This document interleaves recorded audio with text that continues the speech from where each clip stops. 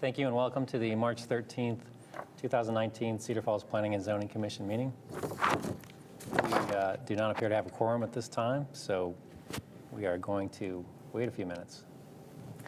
Yeah, I'll go and call a few people, and I'll be back. Okay.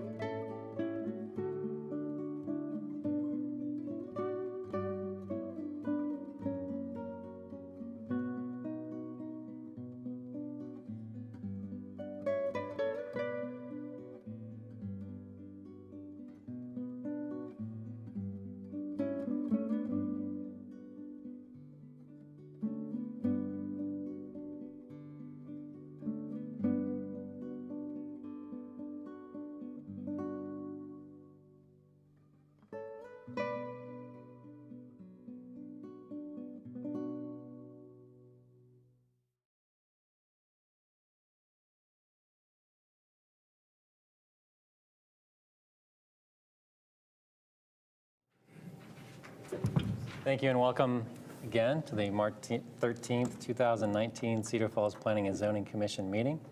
Roll call. Yes, we have a number of missing tonight. I'll just go through the ones that are here. Giarusso. Here. Leeper. Here. Oberly. Here. Wingert. Here. Larson. Here. Note for the record that Leanne Saul, Marty Holst, Dave Hartley, and Shell Atkins are absent. All right, do we have a review of commission minutes from February 27th? Move to approve. Second. All those in favor? Aye. Aye. We'll move on to public comments, if any, general comments from the public. Seeing none, we'll move on to old business. And Karen, I assume you'll be taking us through the proposed changes to the College Hill Neighborhood Overlay Zoning District standards for mixed-use buildings. Yes, good evening. As you may recall, on January 9th, the Planning and Zoning Commission forwarded a recommendation to the City Council for certain zoning code text amendments to the College Hill Neighborhood Overlay Zoning District. So I just want to run back through that summary. The Council, at the second reading of that ordinance, voted to make some modifications to the ordinance that was proposed, and so we need to bring it back to the commission for your consideration. And so I'm just going to run back through just to refresh everybody's memory about what the amendments are about. So in summary, these changes that were proposed would eliminate the confusing language about principal, accessory, and secondary uses with regard to mixed-use buildings that have made it difficult to determine which dimensional and parking standards apply. And add a definition of mixed-use building and distinguish from those buildings from the definition of a residential building. And then to clearly state the parking requirements within the code for the uses within a mixed-use building as follows. No parking is required for non-residential uses. For dwelling units within a mixed-use building, one parking space per bedroom, but not less than one stall per dwelling unit, except as follows.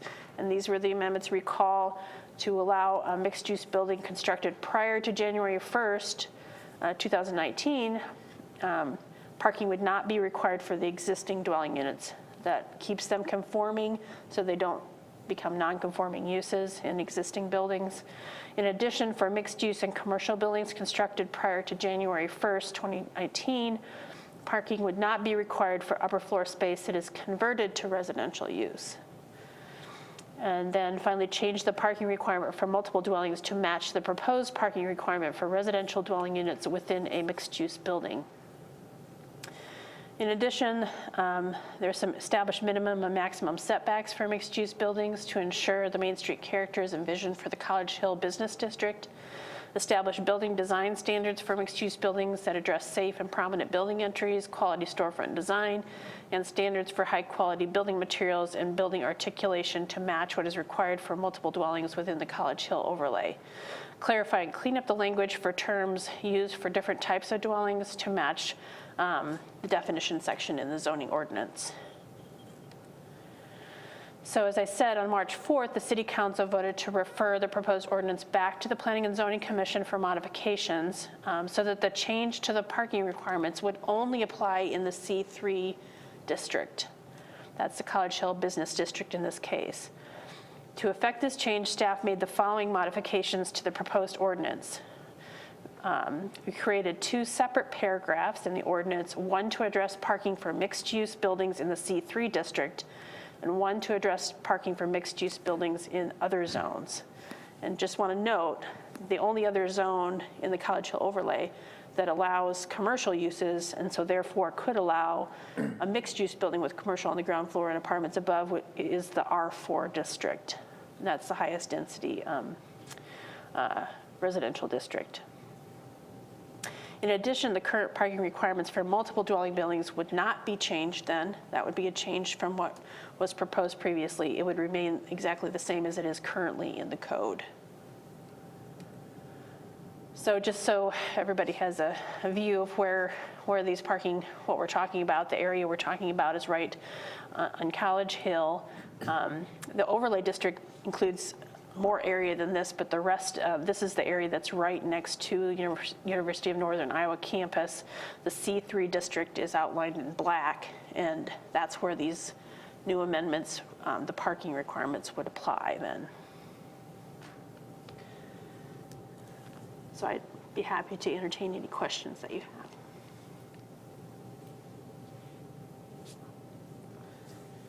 Maybe a clarification. When we're referring to buildings built prior to January of 2019, being kind of grandfathered in, does that include if they were to be rebuilt? That wasn't clear when I reviewed the actual So what ordinance. this would do is they would not become non-conforming. In other words, it would have to be an existing building, and any existing building would remain conforming then, and would not be required to have parking. But if a building were demolished or torn down or destroyed in a tornado or something like that, they'd have to build from scratch and it'd be a new building, and they'd have to meet the parking requirements. Okay.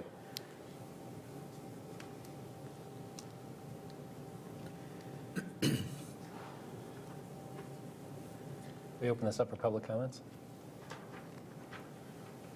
Anyone in the public want to speak to this? I want to note for the record that we did receive a letter from the College Hill Partnership Board related to this item that we didn't receive in time to get into your packet, so. Okay. Any public comments? Please state your name and address. Catherine Sogard, 330 Columbia Circle in Waterloo. I'm the executive director for the College Hill Partnership. So the letter that Karen staff just mentioned, we just had 3 main points that we would urge you to support these amendments as you recommended to push them forward to City Council with the last amendments. When we talked with the board, they were happy with the changes that were made. We would also request that these code changes are not held up for the public parking study. And then we also would, we believe that if we review the current enforcement of the public parking, a lot of the issues and concerns that have been brought up, if we continue to enforce the public parking code as it currently is, we believe that a lot of those concerns would be alleviated. So, thank you. Thank you. Any other comments from the public? Hearing none. Entertain a motion. Motion to approve. Second? Comments? Discussion? Okay.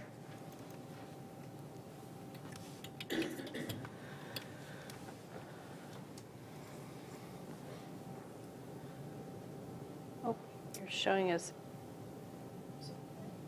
I need to vote on it. you need to vote Yeah. on everything Yeah. tonight. Let's clear it.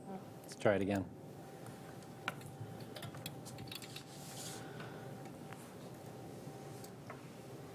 All right, it appears we have all A's. That motion passes. New business, we have Central Business District overlay for River Place 2 site plan. Okay, this is a major site plan in downtown Cedar Falls. This is at the site of the former Wells Fargo Bank and drive-through at the corner of 3rd and Main Street. Also fronts on the area where the drive-through previously was for Wells Fargo, is at the corner of State and 3rd. So the two new buildings proposed will front on all three of those streets. The zoning in this area is C3 district, and it also is covered by the Central Business District overlay zone. So the review process is according to the new design standards recently adopted in the downtown for the overlay and, of course, the C3 zoning district. I just want to note also that the applicant has gone through the Community Main Street Design Committee, and they provide a service to anybody that's building in the downtown area. They provide design guidance through their design committee. It's voluntary and optional for people to go through that process, but their CMS is a good partner for downtown, so people usually take that pretty seriously. They did attend 2 different design meetings with the Community Main Street, and also met on a conference call with the Iowa Main Street office on this design. So some of their design was modified according to some of the input they received, both from staff and from CMS. So just to run down through, now this is kind of there's a lot of design standards here, so you know, I can answer any questions that you might have along the way as well. So 302 Main Street building, there will be 2 different buildings. Building number 1 here is at the corner of Main and 3rd Street. It's proposed to be a 3-story building with 6,600 square feet of commercial space on the ground floor and approximately 15,200 square feet of upper floor office space. The building that's proposed at the corner of 3rd and State is proposed as a 6-story building with underground parking, 9,200 square feet of first floor commercial space, second floor parking with the potential for an additional 5,000 square feet of office space on the second floor. The 3rd through 6th floors are residential. There's 25 2-bedroom condominiums proposed for those floors. C3 zoning applies. The proposed uses are allowed. The setbacks, there's no setbacks required in the downtown district. Both buildings are built to the property lines, would be built to the property lines except for the west alley side of the 3rd Street building. They're proposing to have it set back 4 feet from that alley right-of-way line and have a no-build easement there to provide a wider alley access on the north side of north end of that alley. With regard to parking, The 302 Main Street building has no parking proposed for it. There are some on-street parking spaces right next to that building. There are no parking required for commercial uses, so that meets the code requirements. The proposed building at 123 East 3rd Street, no parking is required for the commercial space in the building, and 2 parking spaces are required per 2-bedroom condominium. For 50 spaces are required. For visitor parking, the requirement's 4 spaces.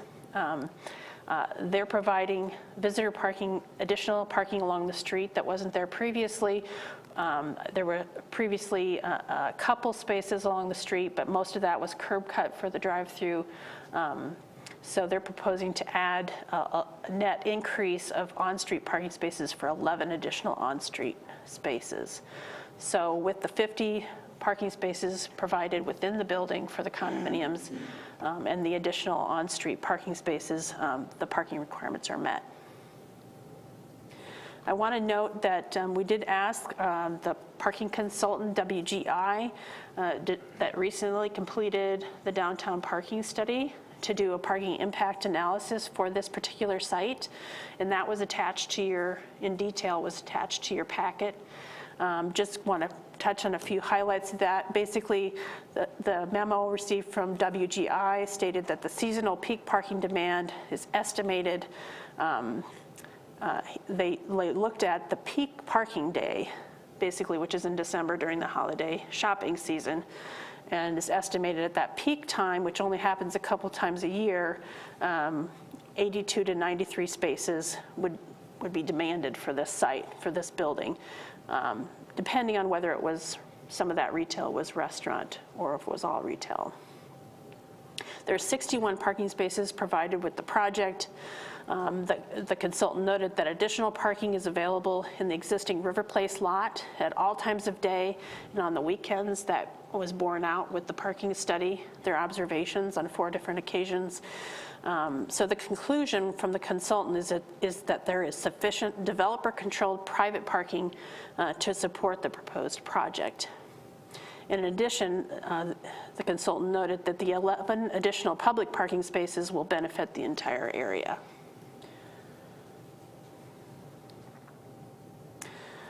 With regard to open space and landscaping, there's no requirement in the downtown area, but several new street trees are proposed, and the upper floor terraces and balconies and potential green roof features on the buildings will provide outdoor amenity space for the building occupants. With regard to sidewalks and streetscape, sidewalks will be reconstructed according to the streetscape plan downtown, and the developer will coordinate with the city. The city has a planned reconstruction of 3rd Street in the year 2020, so we're hoping to coordinate with the developer on reconstruction of that street and installation of the streetscape elements along 3rd Street. There is a proposed drive-through for building number 1 at the corner of Main and 3rd. There's a proposed financial institution that would be on the ground level floor, and so they're requesting a drive-through facility that would access the drive-through from the alley. The 3rd Street building is set back, like I said, with a 4-foot no-build easement along this lot line, so the alley would become then 20 feet wide, which would allow for 2-way traffic circulation, both for the underground parking that accesses this building for the condominiums and for the drive-through. The drive-through is designed with 3 stacking spaces, and traffic would basically circulate from north to south, would enter on the south end of the drive-through and then travel back to the north with the window for the drive-through in this location here. Then exiting the drive-through, the driver could either go to the north to 3rd Street or could travel south. The alley is currently 1-way from north to south. So this would allow some circulation back to the north if it's 2-way on the north end. Staff, had some concerns about additional traffic in the alley caused by these two buildings, plus a drive-through. There's currently a lot of delivery trucks that provide deliveries to the businesses along Main Street through that alley. So sometimes that alley is blocked with the truck that's unloading. Now their willingness to set the building back and provide two-way mitigates those issues to some extent, but staff is recommending that in the development agreement we have some provision, so in case there are congestion issues that we need to have some modifications to the drive-through if there's any safety issues that come up later on, or congestion issues, that we can work with them to do some modifications. One thing might be a time restriction so that during peak times they're not all these conflicts, or some additional signage, or maybe even some design changes if the traffic congestion gets too severe. In addition, in the development agreement, we've asked that the drive-through be discontinued if there is a change in use for that ground level business. If a new business came in there later that wanted a drive-through, they would have to go back and through the Planning and Zoning Commission and City Council for approval from that.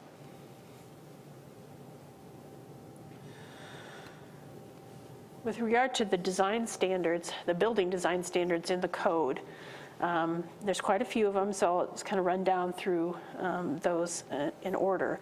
There's a provision for proportion of the building. So basically the standard talks about aligning horizontal elements with the other buildings along the street and including elements to provide visual interest in the new building. Blank walls are discouraged, and this standard also includes the building height standard. In the C3 district, there's a maximum height limit of 165 feet. So these buildings clearly are under that. The 302 Main Street building would only be 42 feet tall, and the 123 3rd Street building would be 78 feet tall. However, the provision is also that it needs to kind of complement the rest of downtown with regard to building height and scale. So there's a number of things that the applicant is proposing to do. The 302 Main Street building is proposed to be 3 stories along 3rd Street. This is a view from 3rd Street. So it'd be 3 stories with a partial step back along Main Street, and I'll show a view of that Main Street facade in just a moment.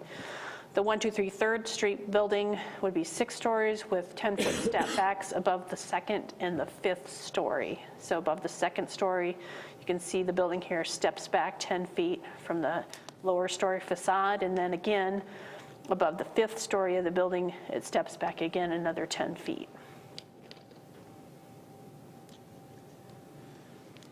So here's some views of the 302 Main Street building.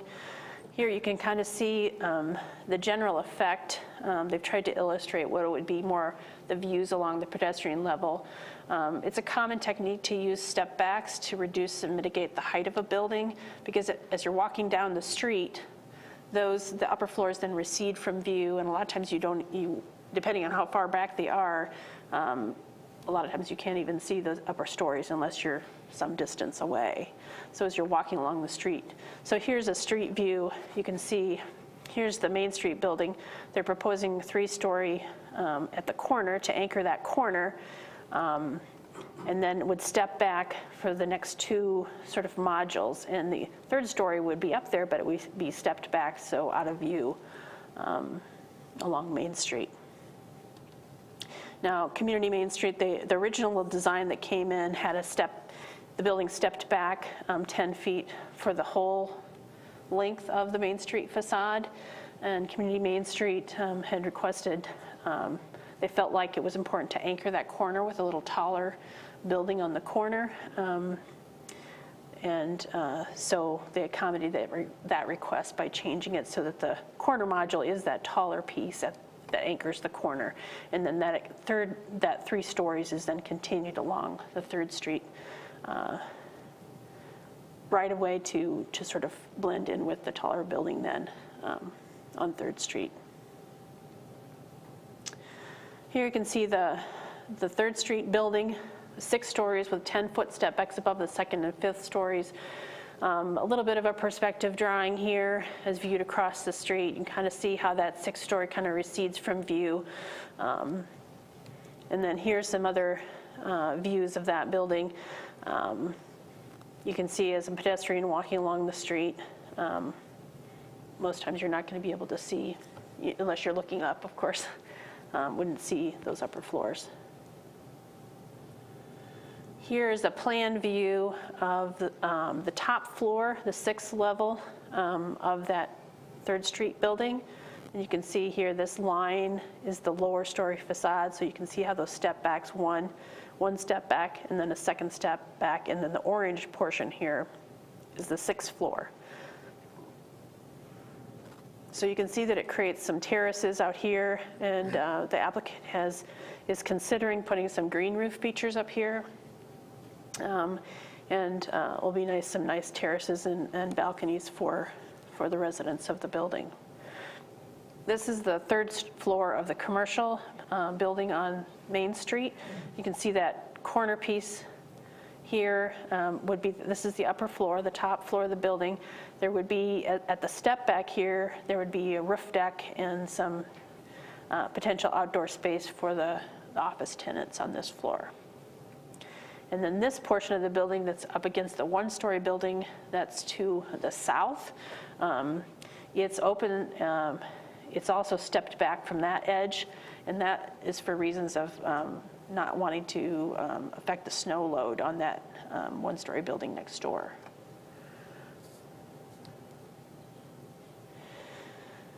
So with all these different proportion standards in the code, the staff finds that overall, the proposed building designs will create a well-proportioned and visually interesting street frontages, and the proposed design meets the intent of the design standard for building proportion. There's a standard on building composition, just basically to run through what those requirements are. Facades must be divided vertically into bays, minimum 20 feet wide, maximum 40 feet in width. The bays must be distinctive but tied visually together by a rhythm of repeating vertical elements, such as the window groupings, balconies, change in building materials and colors, textures along the building wall, and the storefront level must be distinguished from the upper floors by some sort of horizontal band between the lower floor and the upper floors. And the height of the ground level floor is a minimum of 14 feet, and that's to create some good commercial space on the ground level floor. So as you can see here, some views of the Main Street building, and you can see those the modules here, how they're divided into bays. Each one of those you can kind of see visually what those bays are and how they're divided up along those two facades. This one has some internal modules here with the storefronts on 3rd Street. You can see the vertical elements here dividing it up, and the way they've grouped the windows creates that sense of modulation on the facade. Now these are stair towers and the elevator tower, and this middle module here kind of can divide that into 2 different visual pieces as well. So those modules, measurement-wise, meet those minimum and maximum bays that are required in the code. With regard to the 3rd Street building, this is a bigger building, so it's a little, the modules are a little bit wider here, but you can still see those vertical elements, and they tie together pretty well between the lower floors and the upper floors. They've got, you can see some of there's changes in wall plane along the ground level floor, and then some changes in material with the limestone piece in the middle. And then the upper floors, the balconies create some modulation there on the upper floor facades. And you can see it lines up pretty well with the lower floors, the modulation on the lower floors. The only thing we would note is there is one module that's less than 20 feet, and that's this corner piece next to the alley with that 4-foot setback to allow additional space for traffic circulation. There is a provision in the code that allows some flexibility those standards for unique situations. Staff has looked at this and feel like it's a fairly symmetrical design here. This module here on the one end is very similar to the chamfered corner, which is an angled corner at the corner of 3rd and State, and we feel like it looks pretty proportional. And to change that, we feel like it would actually degrade the design rather than add to it. So staff feels like it meets the standard.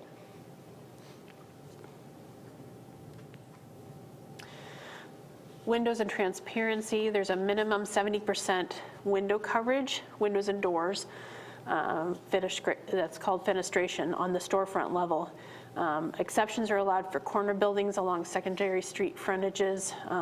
That's to allow for sort of back office or areas where you need to have storage, or there's stair towers or elevator towers that are not easy to have windows in those elements. So they've calculated it for this building on Main Street, 73% window coverage on Main Street, that's the ground level floor, and 60% on 3rd Street.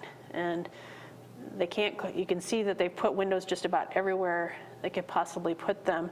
This is the stair tower and the elevator tower. So staff feel like that's a reasonable amount of storefront space, window space for the 3rd Street facade. With regard to the 3rd Street building, the applicant has indicated that 72% window coverage on the storefront level. So you can see the two facades here.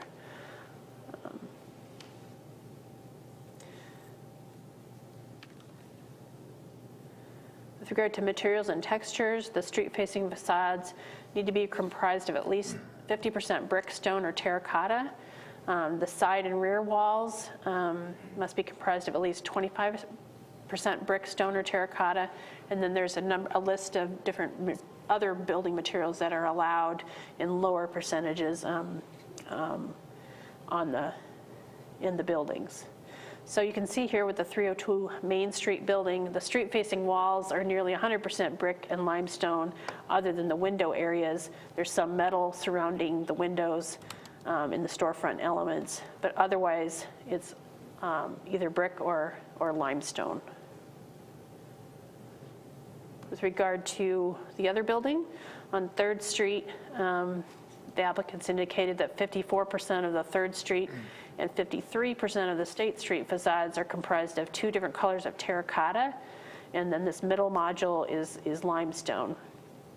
The remainder of the building, the facades, particularly in the upper levels, are metal or wood panels, a little lighter materials on the upper floors, although there is some terracotta or this darker area here is a darker color of terracotta.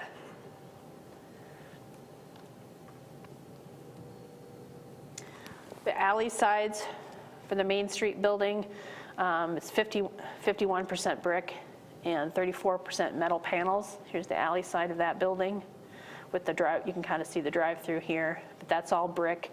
The brick turns the corner, which staff had recommended because that's the element of the building you'll be able to see as you're walking along 3rd Street as a pedestrian. And similarly on the other building on 3rd Street, as you're walking along 3rd Street, they've wrapped the corner with the higher quality materials, which is the terracotta. So 25% of that facade along the alley meets the requirement. On the south facade of the 3rd Street building, there's a portion of that facade is visible, of course, above the lower scale building next door. There's a veterinary clinic that sets back from the street with a parking lot in front. And so there will be ground level, the first 2 floors will be exposed as you're walking down the street. So what they propose to do is wrap the terracotta around the corner to kind of match up with the step back on the upper floors, and then to provide a concrete facade there, which they propose to commission a mural there once they complete the building. So we would put that, the timeline for completion of that mural in the development agreement, and then just should be noticed, then the design of the mural would have to come back through the design review process. With regard to color, the downtown design standards basically state that the downtown buildings generally have earth and neutral colors. And both of these buildings utilize a variety of earth and neutral colors consistent with the other buildings in the central business district. There's a standard for architectural features. Now, staff notes that the proposed buildings are more modern in design with fewer architectural embellishments than some of the more distinctive historic facades in the downtown district. However, the guidelines is not to mimic those historic features, but provide elements on the facades that provide a lot of visual interest because this is a pedestrian-oriented district. The proposed buildings do include raised cornices, variation in brick and terracotta patterns, variation in material textures and colors, decorative metal elements, and horizontal banding. And I've got just a couple more images perspective drawings provided by the applicant. Here's a view from the corner of Main and 3rd of that Main Street building. And you can see some of the patterns they're proposing with the brick. Are pretty typical, some nice cornice lines, some changes in material on the base of the building, and then some of these metal ornamentations above the storefronts. Some nice canopies, flat canopies over the storefront entrances.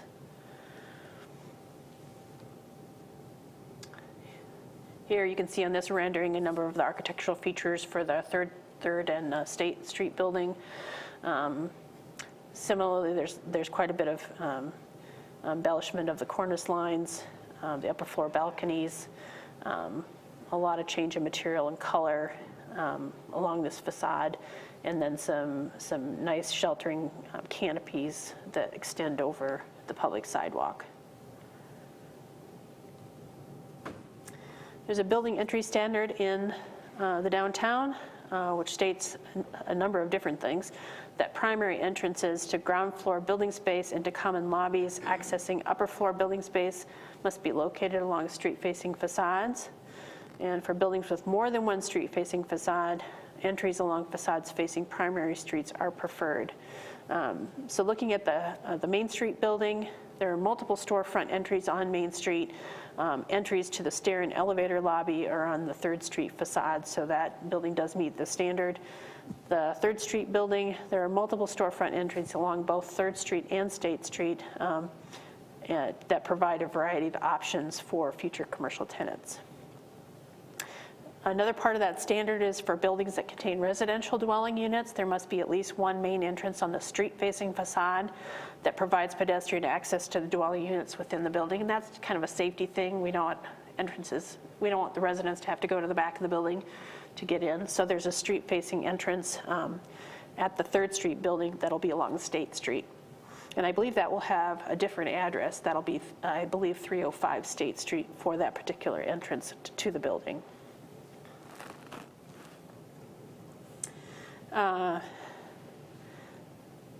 Going on with those entryway standards, entryways into the storefront must be at grade with the fronting sidewalk so that they're accessible. And we note that all the building entries for both buildings are proposed to be at grade. The entryways also must be designed to be a prominent feature of the building. The use of architectural features such as awnings, canopies, and recessed entries are encouraged. And staff notes that most of the building entries for both buildings are distinguished by sheltered flat canopies. A number of the entries are recessed, so staff feels that the building entries along the street-facing facade do meet that criterion. Finally, once again about that mural, proposed mural, there's a standard in the code. We'll put something into the development agreement for that, the timing of that, and then of course the design will be submitted for review through the Planning and Zoning Commission and City Council once it's designed.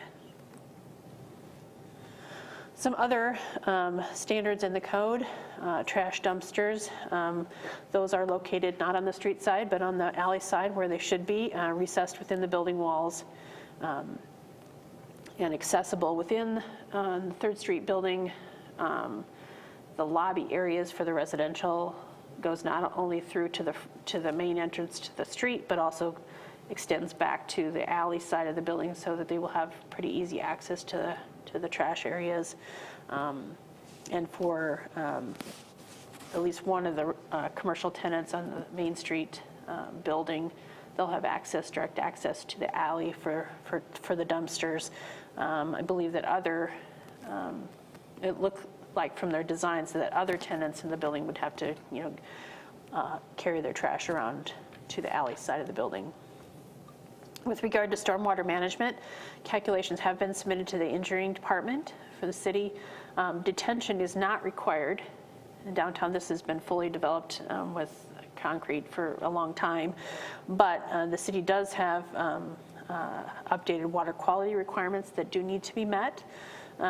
So the proposal is to have one or two what they call hydrodynamic separators, and don't ask me exactly what that means because I'm not an engineer, but if you'd like more information, I certainly can help provide that at the next meeting. They'll either have one larger one that's located within the 3rd Street building or two smaller ones, one in each building. And then the final stormwater reports will be reviewed prior to construction on that. With regard to signage, there are placeholders shown on the building renderings for wall signs and canopy signs for future tenants. The percentages and locations meet the code requirements. However, building permits or sign permits will be required prior to installation, so we would double check those to make sure they meet all the standards. We also note that there are certain utility easements that are existing right now on the site. Some of those will have to be moved and vacated, so that will need to be taken care of before this is approved. And additional information will also be noted on the plan by CFU. And in the recent submittal, they moved the transformer location, and that has not been fully reviewed by CFU yet. So prior to your next meeting, we should be able to address that issue as well. So with that, staff recommends review and discussion of the proposed site plan and building designs by the Planning and Zoning Commission and the public, and continuation to the March 27th meeting for final review and resolution of any technical deficiencies. All right. I'd be happy to answer any questions. Thank you, That's a lot. Karen. That was a lot to take on. This item is for introduction and discussion only tonight. Do we have comments from the applicant?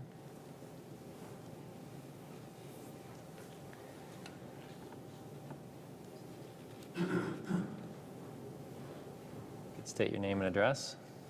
Taylor Morris with Eagle View Partners down at 200 State Street. And the project manager with them. Just have some general statement from Eagle View to read. Thank you for having us here tonight. General background, we've been working with the city for 7 years now, since a 2012 development agreement was unanimously approved for the River Place Master Plan.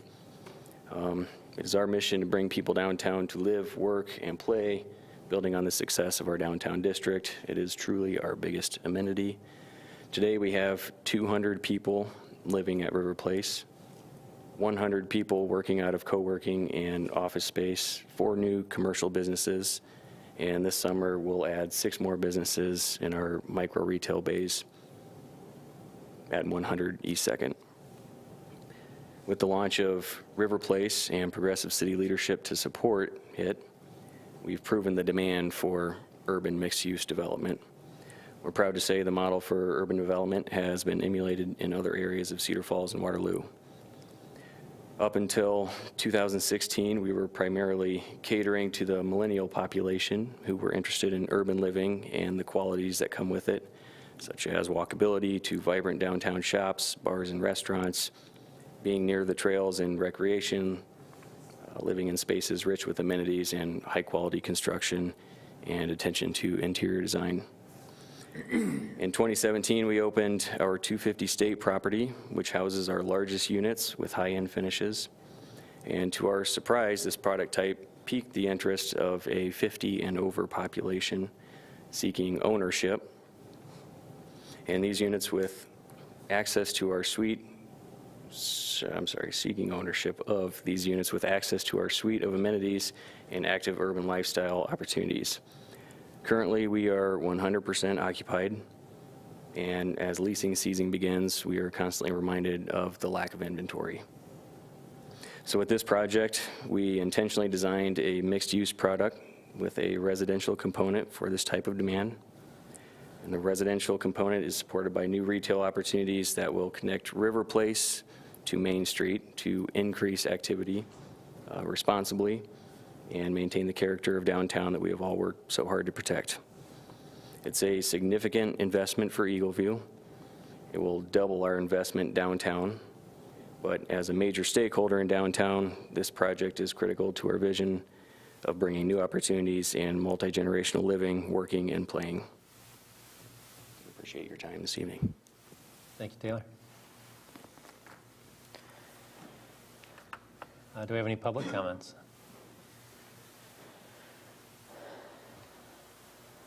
State your name and address. Tim Schilling, 3434 Tucson Drive in Cedar Falls. So you know, I own 4 buildings on Main Street in that between 3rd and 4th. I have no problem with the mix of this building. My biggest problem is the height. Most of the buildings downtown are 3 stories, 2 or 3, 2 being the most prevalent. When you get over that, I don't like it. I think it should be within the character of downtown, and taller is not in character. People point to the hotel that was just constructed. It's actually across a 4-lane road. That really, it's part of downtown, but really isn't. That area has always done its own thing, kind of. But truly, the height, I would never trade the parking spots out of it. If a developer says, you have to let us build as tall as we want to pay for the parking, don't build it then. Simply don't build it. Don't trade parking, which we absolutely need with all the retail, and the residential. Residential does take up lots of parking. Try to go down at night, can't find spots. Thank you. Thank you, Tim. Other comments from the public?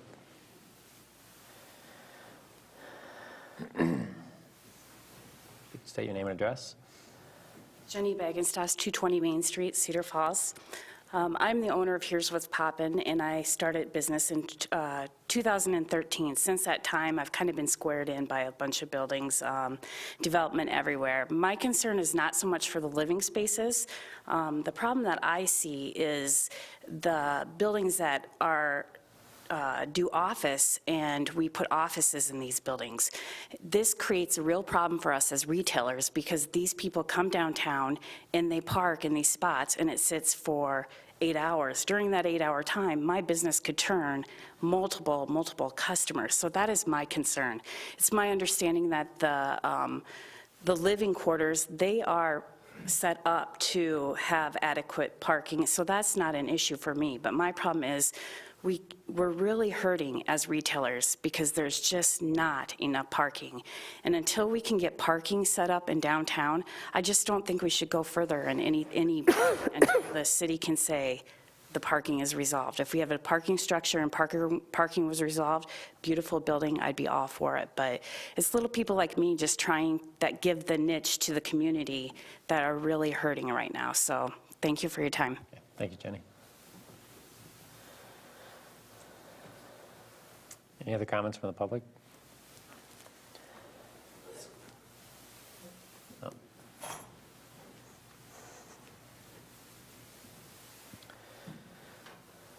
Hi, Ivan Whelan, 2216 West 3rd Street. Thank you for your time. I'm not going to go into great detail here, just more parking issues, guys. I've been down here 28 years. The building behind me alone on 2nd Street that's being constructed right now has had a major impact on all of us. And I'm worried about my smaller partners and agree with everything she just said. But I'm also curious is, when did we decide to go away from the charm, the Galena feel that we have? To me, what you have there is a beautiful building, but from street level, it looks like a strip mall. I don't find it attractive at all. I do believe it's trendy in today, and if we were outside of this little area, I'd love to have a shop in it. But it doesn't fit with what we have at all. But number one concern is parking. I don't have the solution. I haven't ever had the solution. But I certainly don't believe in causing it a bigger problem. Thank you for your time.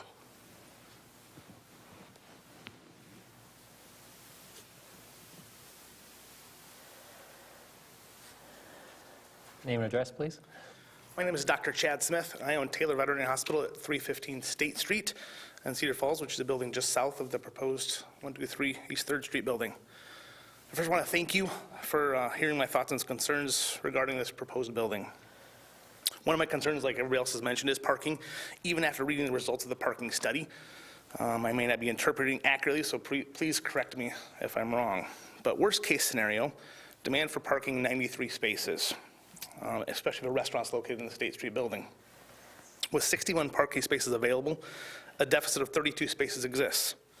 I understand that this is during the potential busiest times of the year, holiday season in December, but there's still a deficit during the second busiest times. What about the third busiest times? What about an average day? Are there still deficits? I suspect there would be.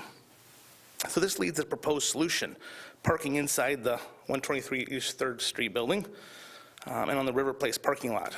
According to the study, it says there's adequate developer-provided parking. So the questions I ask in regard to the solution are as follows. If the 50 spaces inside the building are available for tenants, especially if we think, what if it attracts the 50-plus crowds that don't leave anywhere to, say, go to a job? How many spaces are actually available during the day or during the evening for a potential restaurant customer if they do come home from work?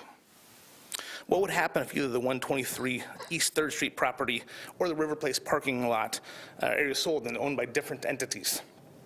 The sufficient developer-controlled parking, private parking to support the proposed project on the former Wells Fargo site would no longer be available, and parking would be even more of a nightmare. Another thing I believe the parking study failed to account for is inconvenience and the laziness of people. Forgetting my previous concerns and assuming enough parking spots are available, how close are those parking spots for people? The River Place parking lot is not the nearest parking for the proposed 123 East 3rd Street building, and therefore people are only going to park there as a last resort. People prefer the closest parking spaces available, and my parking lot at Taylor Veterinary Hospital is one of the closest. You may think I'm cynical and people really won't park in my lot during business hours, but the reason I can tell you that this will be a problem is because it already exists. Numerous cars have been parked in my lot by 4 p.m. for purposes other than Taylor Vet business. This prevents my clients from having parking spots, and they have to try to find one on the street somewhere. Then they have to carry their pet taxi a block or two, walk their dog across the street to get to my office. Just last week, I have a great example. I have a client, had a 4:45 appointment, showed up with her dog who happened to have a limp. She had to park across the street, walk her dog across the icy street. The dog then proceeded to fall twice. She was obviously very upset when she came into my office, understandably so. I was upset as well. Taylor Vet is more than willing to share a parking lot during non-business hours. But if this inappropriate parking behavior continues during office hours, and I expect it will get worse with a proposed 123 East 3rd Street building, I'll be forced to put signage in place to restrict parking to Taylor Vet clients only. To avoid confusion, the restriction will probably be enforced during all hours, day or night, and this will then reduce available parking spots for the general public during non-business hours. The reason I say share our lot during non-business hours is because we still need several parking spots in the event of an animal-related emergency. We take call 24/7, and an emergency situation arises, we meet our client at the office any time of the day or night. If the spaces are full, which happens quite often on Thursday evenings or on weekends, we're forced to park behind cars, trapping them until the emergency is resolved. Once again, I fear this issue getting worse with the proposed State Street building.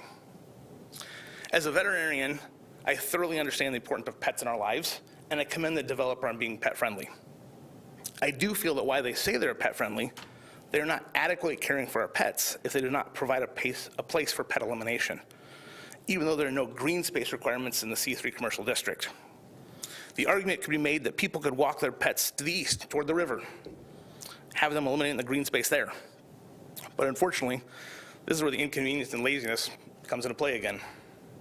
I know this firsthand as I have seen people in the State Street condos just across from me on 300 block cross the street, have their pets eliminate in my yard, and then proceed to walk back across the street without even picking up the waste. So I believe that having some green space should be required for on-site for any pet-friendly development, especially one located in a downtown area. You know, having pavers, concrete, et cetera, from the building to the street may look better aesthetically, maybe less maintenance for the property owner, but does not make a pet-friendly environment. A green space from the sidewalk to the curb could help, as potentially having a pet elimination spot on one of the green roofs. As I look at the drawings of the proposed buildings, I understand how the developer is trying to visually reduce the scale of the 1, 2, 3 building by using those step backs. But really they only work if you're standing right next to the building. As you look up, you don't see the setback. But from a block away, you're gonna see it. And you're gonna see that true height, especially as Taylor had a setback away from the road, away from State Street a little bit, with our parking lot in front. Any pedestrian, driver going north on State Street is essentially gonna see a skyscraper, especially as the 6-story has a minimal step back on the south side. With the proposed Main Street building's attempt to blend in well with the surrounding buildings, and I believe it does, 3 stories, I don't believe the developers of the State Street building made an attempt to blend in with the surrounding buildings. As people have already mentioned, most of the buildings downtown are only a few stories, 2, 3. As you look on the east side of State Street, buildings are 3, 4 stories tall. On the west side of State Street, 1, 2 stories tall. So yes, like they said, the Hampton Inn is 6 stories tall, but I agree. It's not located close to the proposed side of the 6-story building and sits by itself on the very north side of 4th Street, or across that 4-lane road. It has no buildings to blend with. I also question the developers when statements like the following are made, and I quote, "State Street will begin to fill in with a more consistent and attractive street wall with active storefronts, similar to Main Street, which will create a more pleasant and interesting place to walk and do business." I ask, what's the city's long-term plan for State Street? Is the idea to force non-traditional downtown businesses out to make room for more retail shopping and condos? Taylor Veterinary Hospital is one of the oldest veterinary hospitals in the nation, and it's Iowa's oldest continuing operating veterinary hospital that has remained at its original location. So it may not be the most modern building, but I feel that we're an active contributor to the downtown Main Street area and provide a needed service to the community. My final concern is about the mural that is proposed for the south facade of the State Street building. As this mural will be very predominant for anyone coming to Taylor Veterinary Hospital, I would appreciate being consulted on the content. Once again, obviously pedestrians, drivers going down State Street as well, but every one of my clients driving in my parking lot are going to see that. Once again, something I would think the developers would consult with us. So once again, thank you for listening to my concerns, and if you have any questions, please feel free to contact me. Thank you. Thank you, Chad. Any other comments from the public? If not, I'll bring it back to the commission. Erin, could you speak to the parking study and address some of the questions concerning the business use and how that plays into the calculation for retail versus residential of the office space? Are you able to speak to that? So just to be clear, there's no requirement in downtown for commercial, parking for commercial, but recognizing that every commercial business downtown generates parking demand. The parking consultant looked at the building and used the Institute for Traffic Engineering Parking Generation Manual, which is parking studies that have been conducted over the last 30 years in lots of different locations, some suburban, some a little more urban. So it compiles all those parking studies together and gives some general estimates of parking demand. The consultant then took that recommendation from that, and then used a shared factor that's commonly used for downtown locations, where obviously you've got a lot of people that are coming down for more than one thing. So there's some market synergy there. Somebody's parking once, and then you might be visiting several businesses at the same time. So it would over-prescribe parking if every single business had to have its own parking downtown, because people wouldn't be parking multiple times.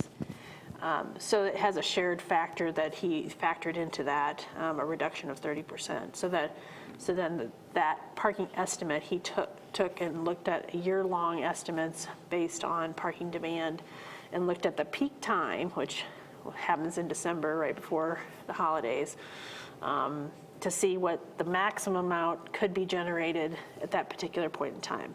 These are all estimates, of course. And then, of course, there are public parking lots in the area, and there's on-street parking. So there's public parking available, and then, of course, there's quite a few private parking lots for individual businesses. River Place does have a fairly large private parking lot that's behind, between their existing buildings and the river.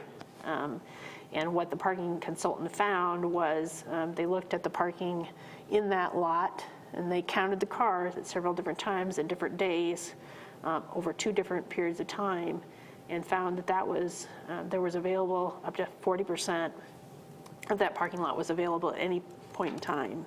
So there was quite a bit of parking available in that lot. So that's a lot that's controlled by this particular developer.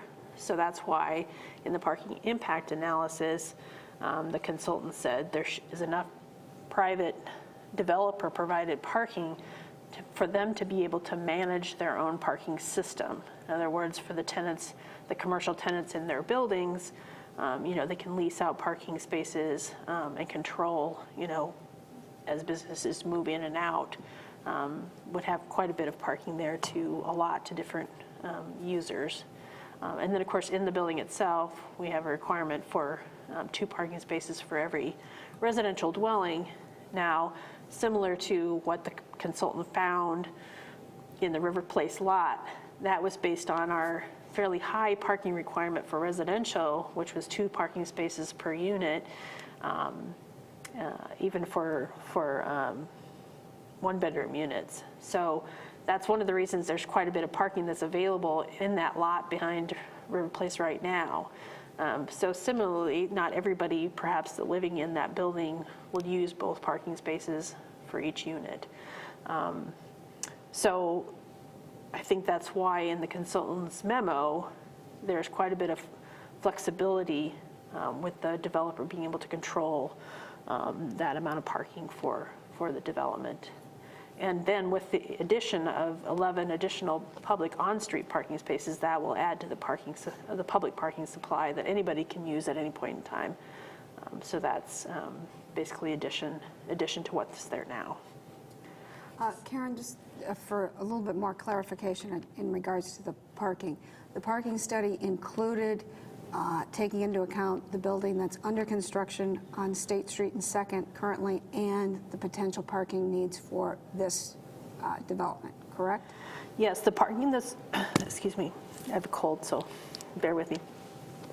The parking that's provided at River Place right now, they've fully met their residential parking requirement, which is 2 parking spaces per unit, 1 parking space per bedroom. So there's no spillover parking from that existing development, even the building that's under construction right now. That's all fully parked. And then in terms of, you commented more additional parking, public parking, but prior to taking down the building at 302 Main, the Wells Fargo lot, while it was private, was viewed very much as public, and many people were parking in that lot. So how many spaces were lost there? Are we just? I don't know how many parking spaces were lost there, but like I said, it was private parking spaces for Wells Fargo, and from what I heard, when Wells Fargo was there, they did tow quite a bit. Now, the current owner of the property has been generous and allowed people to park there. So I don't think we should count that as lost parking, public parking. Right. I calculated on the aerial, one of the aerials, excuse me, that they showed on here, there was 22 spots. They're private. Thanks, But I Bert. looked at the aerial, and there's about 22 spots as we looked at that. So that answers your question. I assume, I know personally that I've parked in that lot many, many times during the evenings, and I know many other people that park there in the evenings when they're going to restaurants. Karen, can you, we just finished the parking study. There's some recommendations made. Can you speak to the timing of some of those changes that are proposed that I think will start to deal with some of the... Yeah, and I think that's a good point, Brad. There were a number of sort of low-hanging fruit, as the parking consultant talked about, finding places for additional on-street parking. I think there was quite a few locations along the street that we might be able to fit in some more angled parking spaces. Those are really the cream of the crop as far as people wanting to park along the street. That's where people want to park, right close to where the businesses are. So the city is going to be trying to figure out, particularly as we rebuild some of those streets, we can stripe some new additional on-street parking spaces. So the timeline on that will be, fairly soon. The other recommendation, one of his primary recommendations, is to have some of the private property owners that have private off-street parking make some arrangements for, particularly the parking crunch was really in the evening time, evening peak time, during when the restaurants were the busiest in that early evening period. So making some accommodation for allowing people to use lots such as the Viking Pump lot and some of the other lots, bank lots and that sort of thing that aren't open in the evening hours, to be able to share those parking spaces. So I know there's some discussions occurring with private property owners. I don't know exactly how those are going to, that's up to those private property owners whether they want to share or not, but that would provide quite a bit more parking during those peak times. And then just managing the public lots. So the proposal is to enforce the parking limits more closely, and so that should make sure that the Main Street, the prime spots along Main Street and that sort of thing are kept available for the retailers, that they turn over, that people aren't parking there for a really long time. So do things that would discourage those office users from parking, for the long-term parkers from parking in the primo spots along Main Street. So enforcing those time limits more carefully, and then opening up the public parking lots and charging just a minimal amount for those, so people can buy permits in those lots, and having the city monitor that a little more carefully than we're currently doing that right now, and managing those parking lots. Once we have that, it'll be a standalone meters in each one of those public parking lots, from what I understand. So you can just park once and feed your license plate into a meter and pick the amount of time that you want to be in the lot. And it would just be, I think it was a $3 charge for parking in those lots.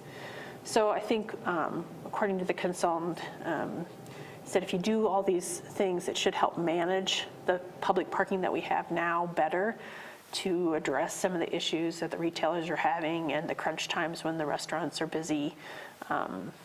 And hopefully that will give us a little more breathing room for being able to figure out additional public parking that we can build into the future to support additional development in the downtown area.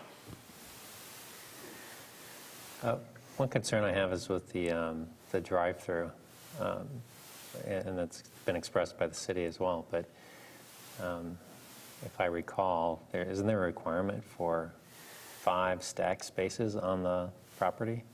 It's 3 stacking spaces 3? for a financial institution. Okay. Going along with that, I thought maybe not the same thing, but along the same, that was my only thing that I wrote down about the site plan in general. I think it's a beautiful building, and it just seems to me, I'm trying to pull this up here, if you go back to the aerial of the access from the alley, we've got arrows showing kind of which traffic flows on which side of the alley there, and it just seems that once it goes one way to the south, you're going to have to come into the oncoming traffic on the east side to get into the drive-through and go across the oncoming traffic. I don't know if you're following me on that, but it just seems like you're going to have to cross traffic to get into that drive-through on the north side. You guys know what I'm saying on that? Yeah. It just didn't look when they had the circular arrows of traffic. I'm trying to see what page this is on here. You said it's Yeah, north, it's up on the screen now. it's one way north to south? It starts The current halfway alley is through. 16 feet wide, one way from north to south. And this proposal is to increase it to 20 feet wide on the northern end of the alley. So it would have to, there'd have to be some pretty careful signage there to talk about when the one-way starts, and to give some directional signage for the drive-through. So no doubt, there'll be some congestion there and maybe some conflicts, and staff has indicated some concern about that. Go ahead.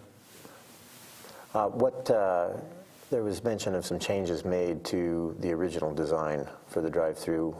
What were some of those improvements or changes? Well, there was a number of different iterations of this that they looked at. One of the concerns we had was originally they had shown it further to the north, and so then we felt like it was a pretty big conflict right there, as cars may stack back over the sidewalk, and have more of a conflict with cars coming into the alley. And originally, it was just a one-way alley, and we just didn't think that was going to work.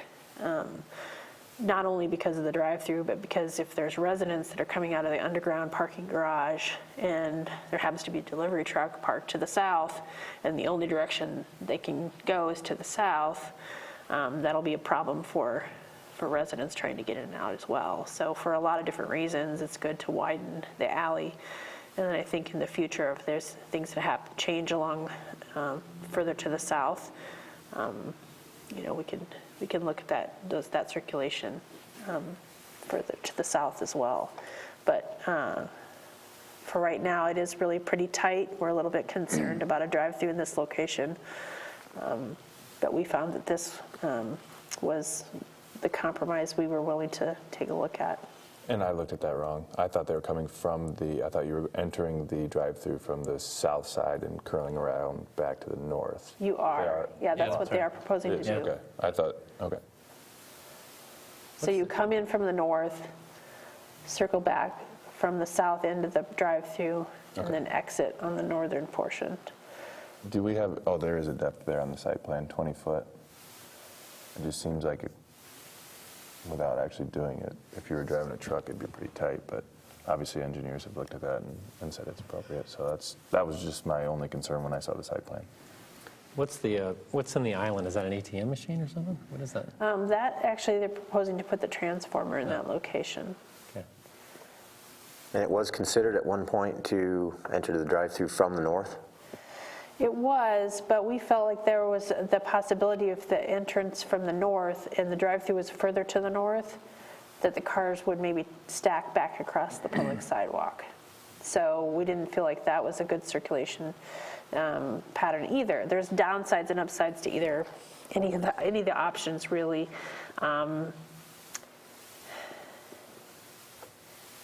So what happens, The Karen? idea with coming from the north to the south, that was one of our thoughts, is if you get it further to the south, that you could have, but you would have to put the window, of course, you'd have to put some sort of vacuum tube to. Right. What happens when there's 5 cars there and it backs up the alley? So you mentioned there's something in the agreement. If there's a problem that occurs, In fact, it could block itself, right? Right. It could block themselves in.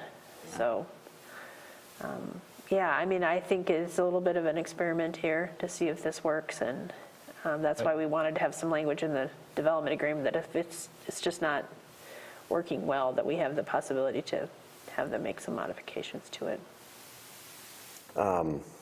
It's not official data or anything, but just from my general observations of, say, the Farmer State Bank location, I don't remember ever seeing more than a car or two at that drive-through, Yeah, probably. for whatever it's worth. And the applicant may have some numbers they could provide. They might be able to provide some numbers. I think that'd be reassuring. Just a general comment, 'cause some public made the comments. I generally, personally don't have a problem with the height. I think historically, while it's different than some of the buildings downtown now, I mean, historically, there have been some tall buildings downtown.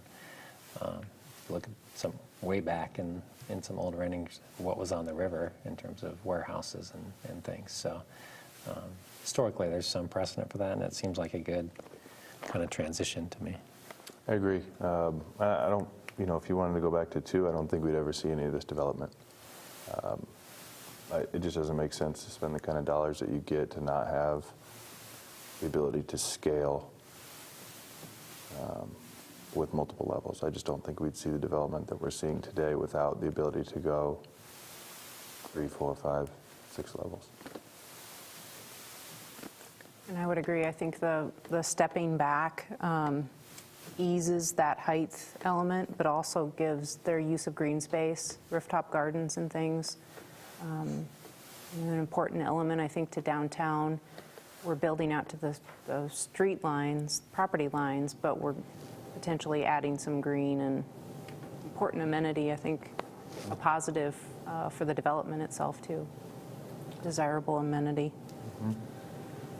Going back to what Wells Fargo had at private level, too, I also calculated on that site plan that they're actually adding 11 public spots to where they technically were 0 previously in that back east parking lot. So there's 11 new public spots that technically didn't exist before. And then the other question I had, when I agree, I was going to piggyback on Hillary,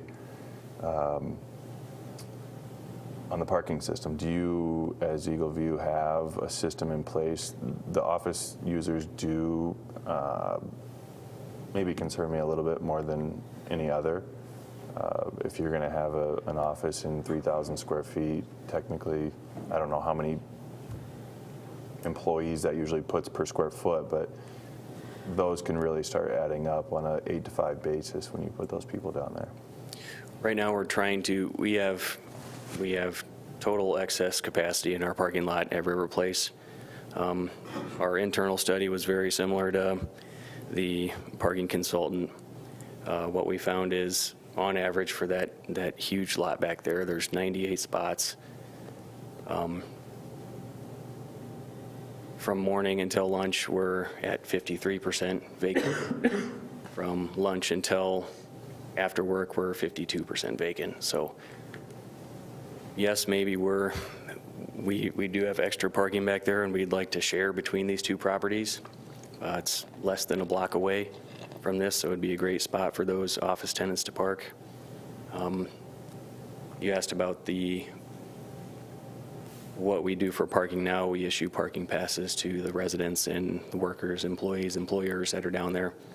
And so we're able to know who's in the lot and how many parking passes we have and how many open spots we have. Is there anything within your leases that you sign with these commercial tenants that says employees have to park in certain lots?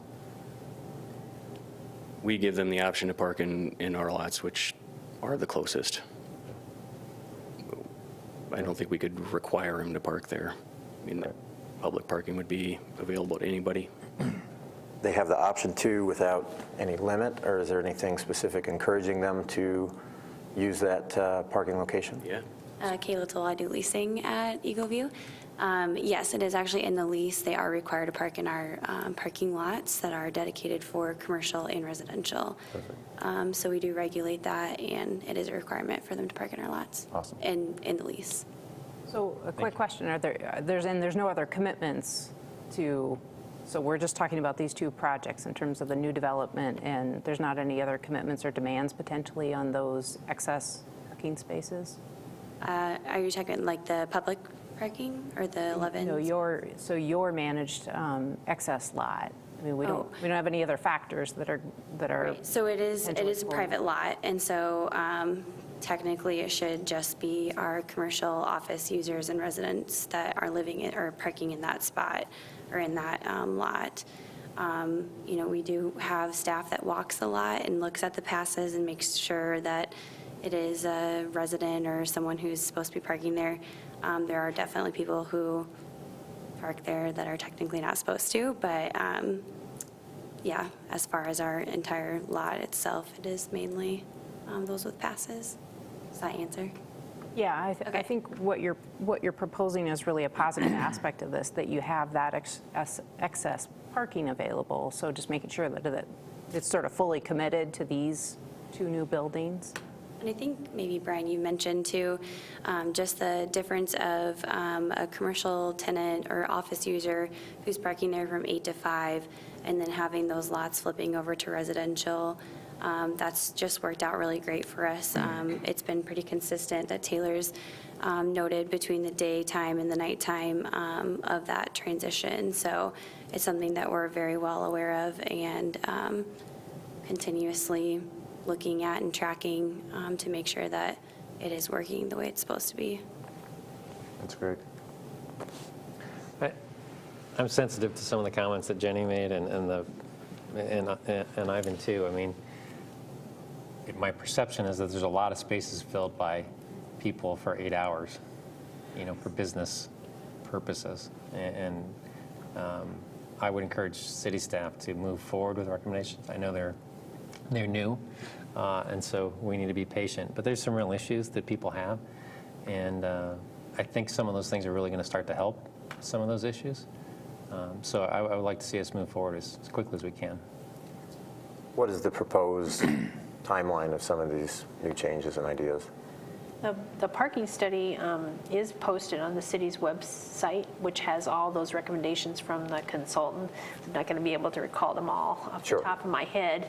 And there was also a timeline, kind of like short-term, medium-term, long-term goals for those recommendations. So those should all be available for you to look at, and, you know, have questions about it. You know, we'd be happy to answer those questions as best we can. Okay. Any additional comments from? I was just going to say one more time, going back to the turning radius on the alley through the parking lot, if engineering's good with it, and technically, I mean, all it really does is affect their property in general. So they're really only affecting themselves. You know, I don't know how relevant it is for us to change a project when it really only maybe concerns people taking that alley and then anybody else using their project, whether it's residents or commercial tenants. So that was just a concern I had and a thought, but if engineering's approved and thinks it's okay, I'm obviously going to side with them. They were required to show us the template for turning movements and that sort of thing. Like I said, we were still a little concerned. I mean, it is a public alley, and so we have to make sure that we're giving access to the alley to all the users along the block and make sure it works for everybody. So as you add more buildings, of course, you're going to have more users. We just want to make sure that it works for everybody. Let's make sure that language is clear. I'm pretty skeptical of how that's going to work. I might be a little bit too, but the language would be nice to say that if it isn't working for a public space, at least it needs to be revisited maybe. I guess one other question in regards to that is that, does it make a difference if the drive-through is used for a bank versus a coffee shop, for example? It definitely would, because there'd be a different debate. And you were saying that it's limited, that it can only be used for a bank. Right. So we would put it in the development agreement that if the use changes, the drive-through is closed. Okay. Yeah. Because the commercial space is 5, right? Right. As soon as you get into any kind of especially a food establishment, you're going to have a lot more Yes. traffic. All right. Any other comments from the commission? Yeah, one other comment just about the impact on Main Street. I think, you know, downtown Main Street has paid a lot of attention to walkability and the pedestrian experience. And I really commend the developers. I think that what you're seeing on the Main Street portion is really, really a positive, because you know, when you walk to the north, for instance, down Main Street, I mean, when you hit the Wells Fargo building, that building was just kind of a wall. And so the addition of the storefront spaces, 3 new storefront spaces, the glass, that attention to design detail, I think, is really important. And I think it's really going to be a plus, a positive to that section of Main Street. So I like that part of that project a lot. All right, so that'll come back before us at the March 27th commission meeting. Please let us know if there's any questions you want us to information you want us to bring back for that next meeting.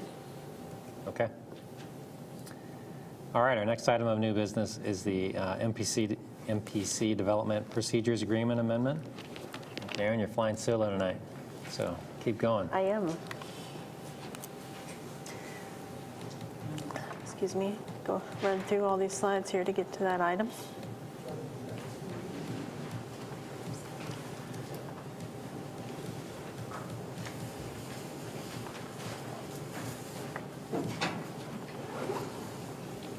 Okay. This is a requested amendment to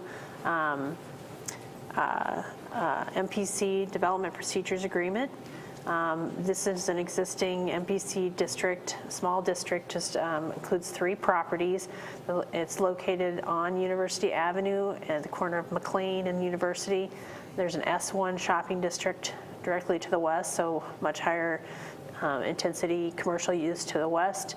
There's a small existing portion of MPC that wouldn't be changed, that's already developed, some low-scale commercial uses in those 2 properties there. So just the area outlined in yellow. And as you note, just looking at the aerial here, this area is surrounded by lower density residential, single-family homes, basically, in the R1 district. And so one of the purposes of this district is to help blend into lower scale neighborhoods. We want to note that we did notify property owners within 300 feet. We sent out letters on Tuesday, March 5th. The MPC zone does require approval of a development site plan accompanied by a development procedures agreement. The intent of this zone is to permit the development of a mixture of residential, institutional, office, and commercial land uses in a manner that will result in minimal negative impacts upon adjacent low-density residential areas. And you can see there's a close-up of those 3 lots that we're talking about this evening. So the previously adopted plan and procedures agreement had proposed to demolish the 3 houses on those 3 lots and make it into one development lot with a restaurant and a fairly large parking lot. That development didn't come to fruition, and so the owner of those 3 lots is requesting to change it back and would like to keep the existing houses. Basically, they were houses previously, and be able to allow those buildings to continue either as single-unit dwellings or be wholly or partially converted into commercial businesses or offices of any type of use that's permitted in the MPC district. The access would be limited to 1 driveway per property with no new access to University Avenue. Cross-access drives between the properties might be considered if a future user, say for example, these 2 buildings, somehow if they wanted to add some additional parking, maybe have a cross-access drive between the 2 properties. So the development agreement would allow that sort of change.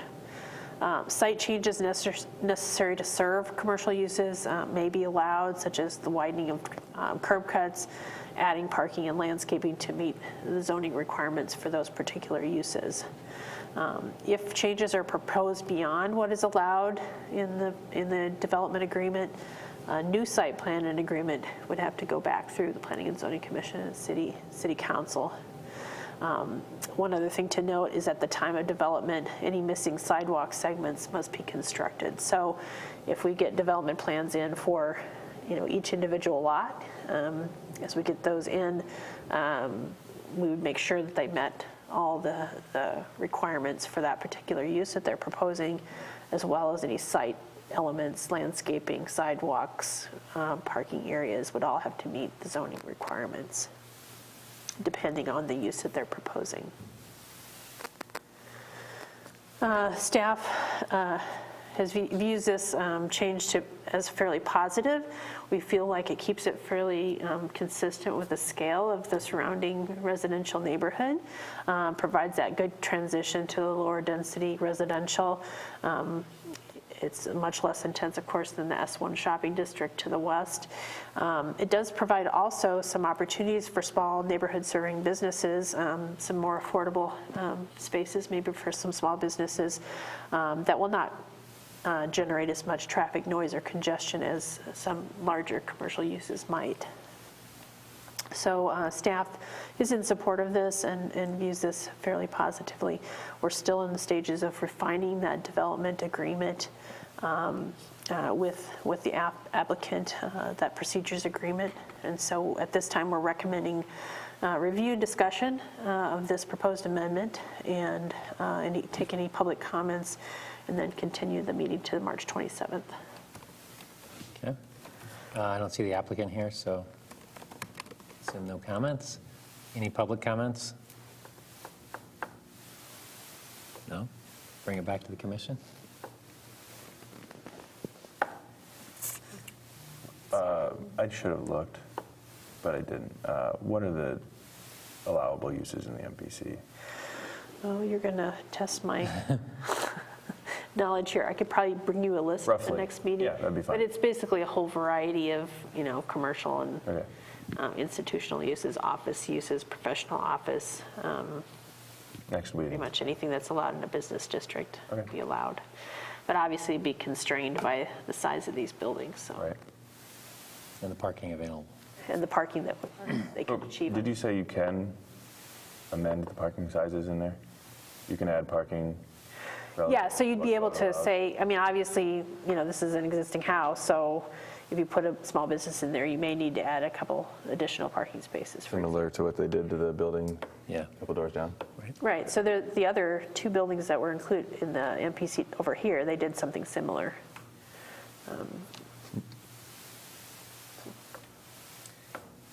Okay, any other comments for commission? Seems pretty straightforward.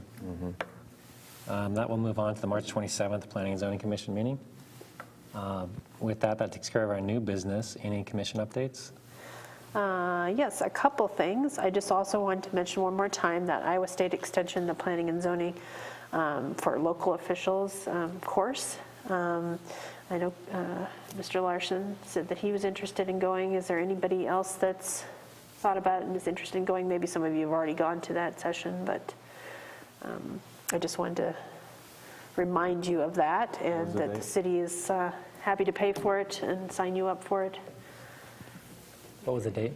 The date is April 18th. I'm sorry, I have it on my screen, but it's not showing up there on yours. There it is. April 18th, 5:30 to 8:45. They do provide a light dinner, but only if you sign up ahead of time. So let me know if you're interested in going, and we'll get you signed up for that. And then secondly, we're having the public kickoff meeting for our new downtown visioning project. We're sort of naming that project. We've come up with a logo and branding for that whole effort. We're calling it Our Cedar Falls Downtown. Imagine the possibilities. The idea is if this goes well for downtown, we might move on to College Hill and other areas, and we can use that same. People will start recognizing that for as we start looking around the city to create new vision plans for downtown and other areas. So that public kickoff meeting, the first one is April 2nd. That's a Tuesday evening from 6 to 8 p.m. And we're going to hold that in the Cedar Falls Community Center. Okay, that's all I have. I would entertain a motion to adjourn. Second. All those in favor? Aye. Aye. Thank you.